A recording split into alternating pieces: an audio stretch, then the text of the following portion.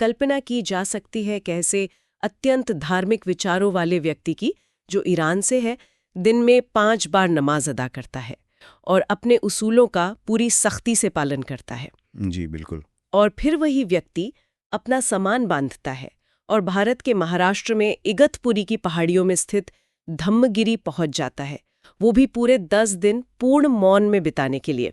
ये पहली नजर में मतलब दो बिल्कुल अलग दुनियाओं के टकराने जैसा ही लगता है। हाँ, अक्सर धर्म और ध्यान को 2 अलग-अलग रेल पटरियों की तरह देखा जाता है, जिनके बारे में ये मान लिया जाता है कि यदि ये आपस में मिलीं तो वैचारिक टकराव तो निश्चित ही है। स्पष्ट है।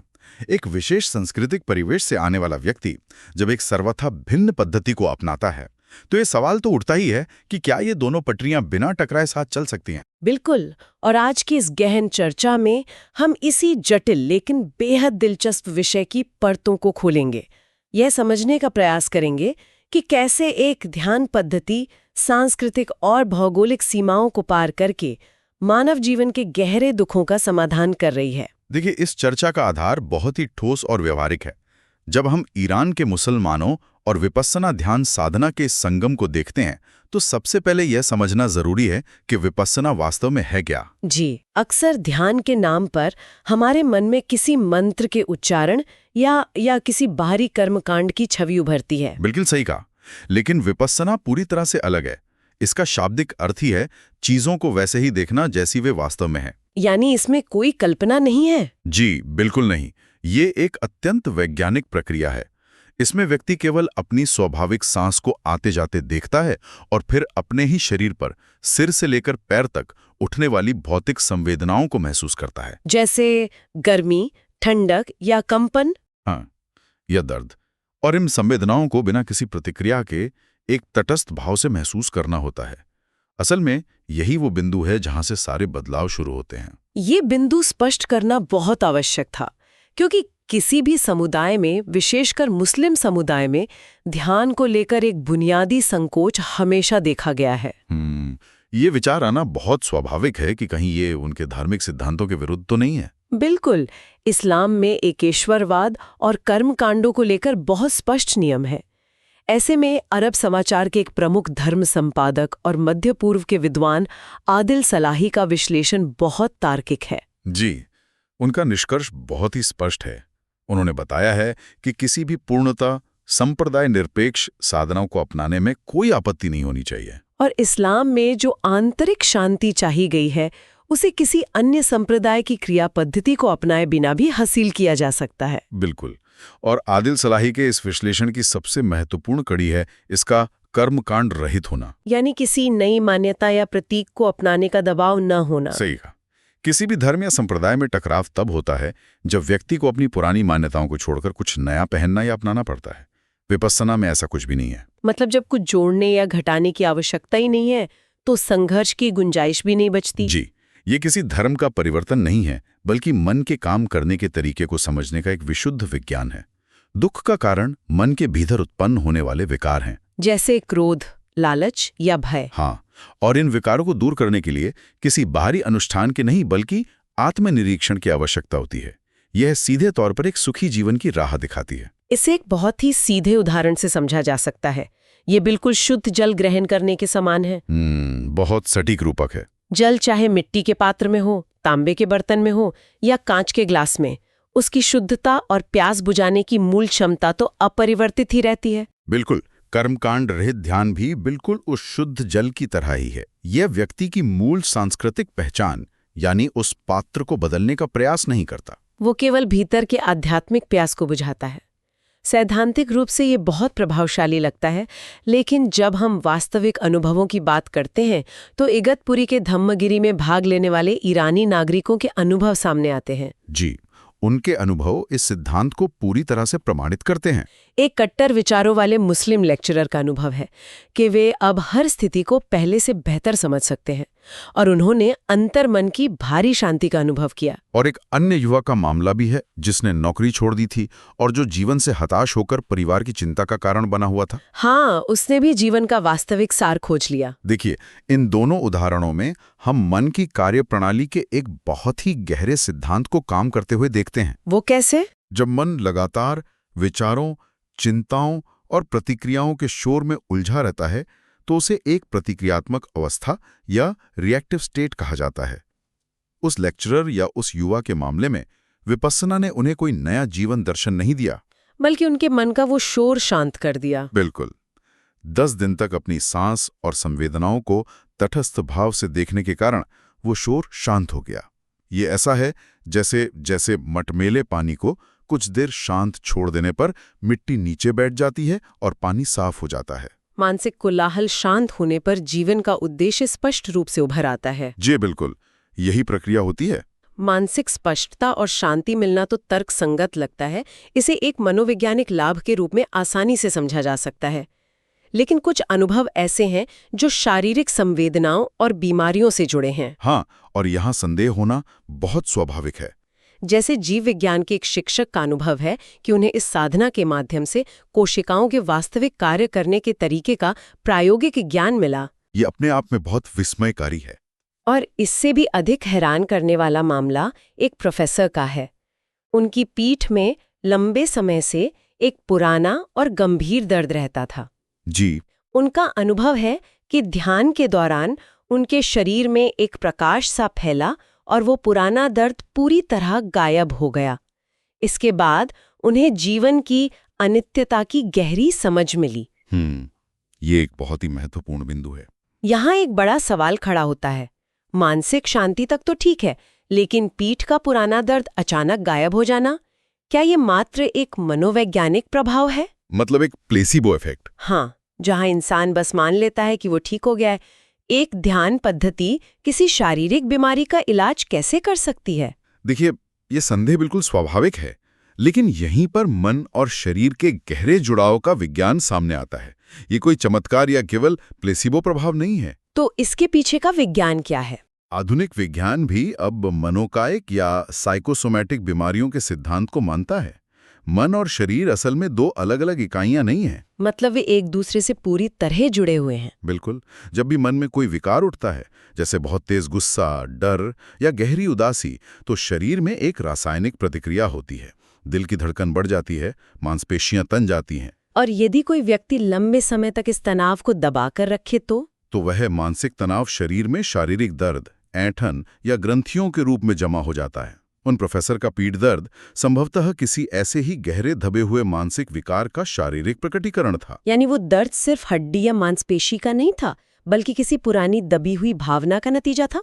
लेकिन केवल मौन बैठकर ध्यान करने से वो दर्द टूट कैसे गया? असल में यही विपस्सना की कार्यप्रणाली का सबसे मुख्य हिस्सा है। जब साधक 10 दिन तक लगातार शरीर की संवेदनाओं को देखता है, तो शुरुआत में उसे बहुत तेज दर्द या बेचैनी महसूस होती है। हाँ, आम जीवन में हम दर्द से नफरत करते हैं और उससे भागना चाहते हैं। जी, और सुखद एहसास से जुड़ जाते हैं। लेकिन ध्यान के दौरान साधक को सिखाया जाता है कि हर संवेदना को समता के भाव से देखें। समता यानी बिना किसी प्रतिक्रिया के। बिल्कुल। जब उन प्रोफेसर ने अपने पीठ के दर्द को बिना किसी प्रतिक्रिया के केवल एक दर्शक की तरह देखा, तो मन ने उस दर्द को और ऊर्जा देना बंद कर दिया। और प्रतिक्रिया न होने से वो पुरानी ग्रंथि खुलने लगी। हाँ, और जब वो ग्रंथि खुली तो दर्द भी हमेशा के लिए समाप्त हो गया। इसी प्रक्रिया के दौरान उन्हें अनित्यता या इम्पर्मनेंस का वास्तविक ज्ञान हुआ। अनित्यता का अर्थ ये नहीं है कि हम केवल किताबों में पढ़ लें कि दुनिया में सब कुछ बदलने वाला है। सही कहा। जब एक साधक अपने ही शरीर के भीतर एक गहरे दर्द को उभरते और फिर पूरी तरह से नष्ट होते हुए देखता है, तो यह अनित्यता का सीधा और प्रायोगिक ज्ञान है। ये केवल बौद्धिक नहीं बल्कि अनुभव के स्तर की समझ है। शरीर और मन के इस गहरे संबंध को समझना इस चर्चा को एक नए ही स्तर पर ले जाता है। बिल्कुल। अब तक हमने सामान्य पेशेवरों के अनुभवों पर बात की, लेकिन इस कड़ी में तेहरान के डॉक्टर अब्बास रूह बख्श का अनुभव सबसे ज्यादा विचारणीय है। जी, उनकी पृष्ठभूमि बिल्कुल अलग थी। वे पहले से ही योग और अध्यात्म के बहुत बड़े ज्ञाता थे।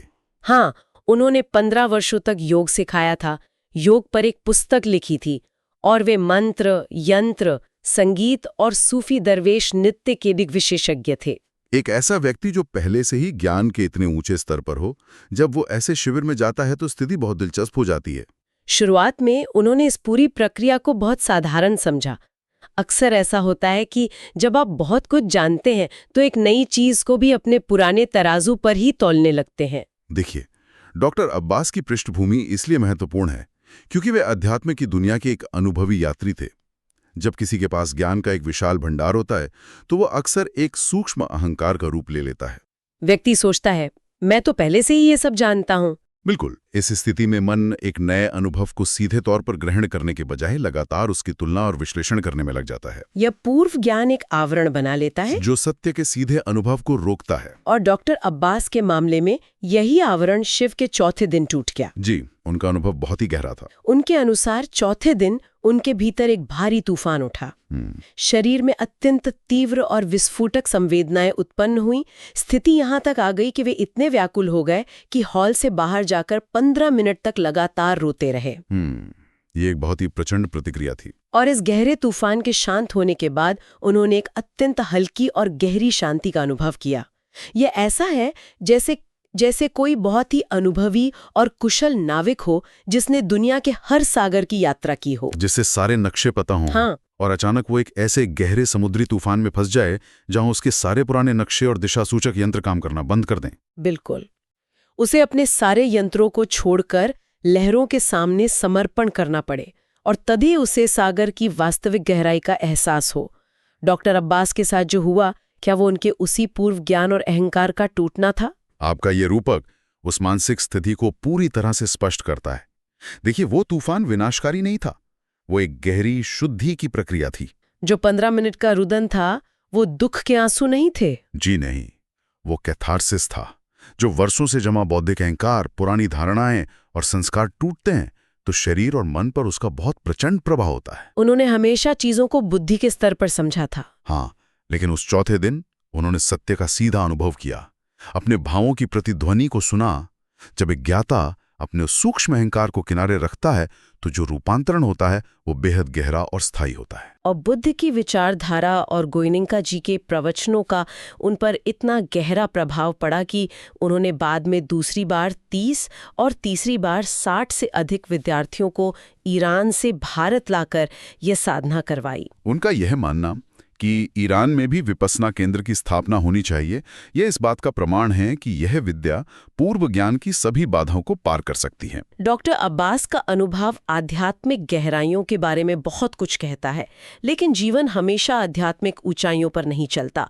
समाज में बहुत सी जमीनी और गंभीर समस्याएं भी हैं, जैसे कि व्यसन यानी नशे की लत। बिल्कुल, व्यसन आज के समाज का एक बहुत बड़ा अभिशाप है। तेहरान के ही डॉक्टर मोहम्मद इयाजी का मामला इस चर्चा का सबसे व्यावहारिक पहलू है। वे 20 साल से अफीम के गंभीर नशे से ग्रसित थे। 20 साल वास्तव में बहुत लंबा समय होता है। उन्होंने इस लत को छोड़ने के 10 बार असफल प्रयास किए, लेकिन 1995 में एक विपस्सना कोर्स में भाग लेने के बाद उनकी यह प्रवृत्ति पूरी तरह समाप्त हो गई। अब वे प्रतिदिन ध्यान करते हैं और उनका परिवार भी इसी मार्ग पर है। यहाँ फिर से एक तार्किक सवाल मन में आता है। नशे की लत मस्तिष्क के रसायनों को यानी ब्रेन केमिस्ट्री को पूरी तरह बदल देती है। जो व्यक्ति 20 वर्षों से अफीम पर निर्भर है, जिसके लिए सारे इलाज विफल हो चुके हैं, उसकी लत सिर्फ 10 दिन के एक मौन शिविर में कैसे जड़ से समाप्त हो सकती है? देखिए, व्यसन की मूल प्रकृति को समझना यहाँ सबसे जरूरी है। सामान्यतः जब कोई व्यक्ति व्यसन छोड़ना चाहता है या उसे रिहैब में रखा जाता है तो पूरा ध्यान उस बाहरी पदार्थ को रोकने पर होता है, यानी अफीम, शराब या सिगरेट को बलपूर्वक रोकना। हाँ, ये ऐसा ही है जैसे किसी बीमारी के केवल लक्षण को दबाना। लेकिन विपस्सना व्यसन के बाहरी लक्षण का इलाज नहीं करती, ये मन के उस गहरे स्तर पर काम करती है जहां से वो इच्छा पैदा हो रही है। तो ये इच्छा पैदा कैसे होती है? व्यसन का एक चक्र होता है। पहले मन में इच्छा उठती है, फिर शरीर में एक बेचैनी या क्रेविंग की संवेदना पैदा होती है, और फिर इंसान उस संवेदना को शांत करने के लिए नशे का सेवन करता है। तो इसे एक खुजली की तरह देखा जा सकता है। व्यसन एक खुजली है। बिल्कुल सटीक। सामान्य प्रतिक्रिया ये होती है कि आप उसे खुजलाएं, यानी नशा कर लें। खुजलाने से कुछ पल के लिए अच्छा लगता है, लेकिन असल में वो घाव और गहरा हो जाता है और बार बार खुजलाने से वो एक गंभीर लत बन जाती है। सामान्य इलाज में इंसान के हाथ बांधने की कोशिश की जाती है ताकि वो खुजला ना सके जी, जिससे अत्यधिक मानसिक तनाव पैदा होता है जी। लेकिन विपस्सना साधक को एक अलग ही दृष्टिकोण देती है।